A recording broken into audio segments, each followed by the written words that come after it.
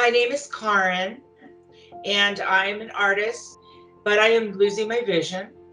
So the Braille Institute has been a godsend for me. They are teaching me ways of keeping things going. I intend to continue to do artwork. If you're an artist, you're an artist. That doesn't change. The Braille Institute has had someone call me fairly regularly just to check in, which I so appreciate. Hi, I'm Nellie, and I live in Santa Maria, California. The main thing that I've had to adapt to is not having direct contact with all my friends and being able to go places. Prior to COVID, I was going to Braille 2 days a week. My name is Ron. I'm 69 years old. I'm retired. My professional background is engineering. It's kind of interesting with regard to the pandemic. I lost my vision just about the same time that the stay-at-home order was given. We couldn't do very many things outdoors. So in a way, it was fortuitous. My name is Lynn. I am 14 years old and I'm going to be in 9th grade this fall.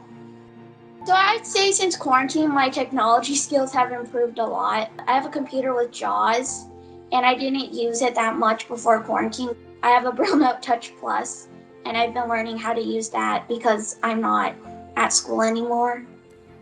Braille Institute student Ron walks his dog in his neighborhood using his white cane. I really enjoy the online experience. For me, it has been probably just as good as face-to-face. We've been working with Microsoft Teams. It was helpful to have the tech guys at our Braille Institute here in San Diego who could walk me through using Microsoft Teams and using my iPhone. And it's turned out to be quite easy. And all of these instructors have been wonderful. It's been a huge help to me, especially during the pandemic. Reach, reach, reach. And exhale, dive forward. Braille Institute student Nellie participates virtually in a yoga class using Microsoft Teams. I have yoga with Brianna on Wednesdays. It's actually called Balance and Mobility, and it's a pretty vigorous yoga class. Thanks everyone for showing up today, Balance and Mobility. She describes what moves we are supposed to do.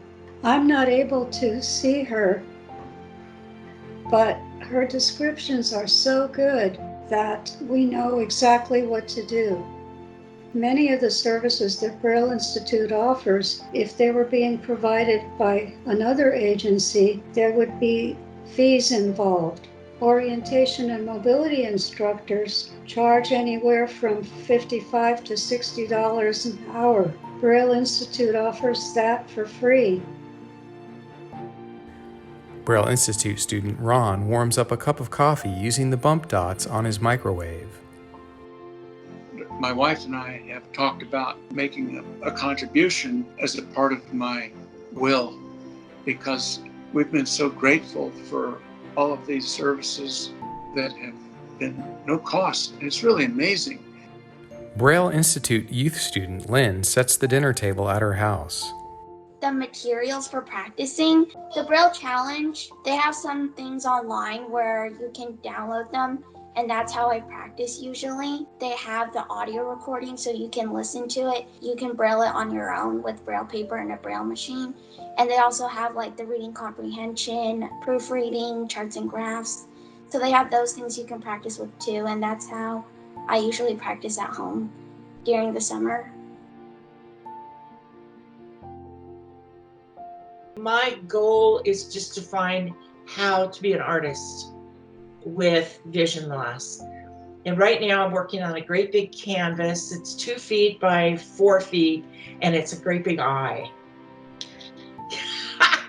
Braille Institute patron Karen in her art studio with her paintings. It's my transition piece. I love to read, So I'll use Bard to download, for example, history books. The instructor has been very, very helpful in interpreting and sharing experiences with these history books. Actually, I'm hoping that after the pandemic, some of these classes will remain online because it's convenient and effective for me. Another thing that I've been doing is reading a great deal. Not only have I been reading the books that we have discussed in book club, but I also have been reading many other books that I have downloaded from Bard. Braille Institute student Ron prepares and grills steaks on his barbecue. A few months ago, I'd heard of Braille, but I didn't know anything about the Institute.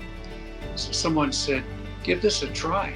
So if I ever come in contact with someone who has recently lost their vision, I would certainly do the same thing. I would recommend they try calling the Institute because they will be understanding and patient and welcoming, just as they were to me.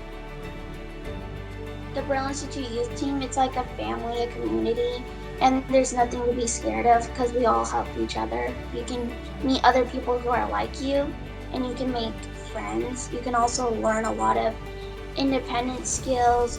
We learned judo, like self-defense, a few months ago. So it's just not limited to only Braille stuff. It has a wide variety of different things you can learn. When I was finally ready to call the Braille Institute and find out what they had to offer me, there was no pressure to do anything.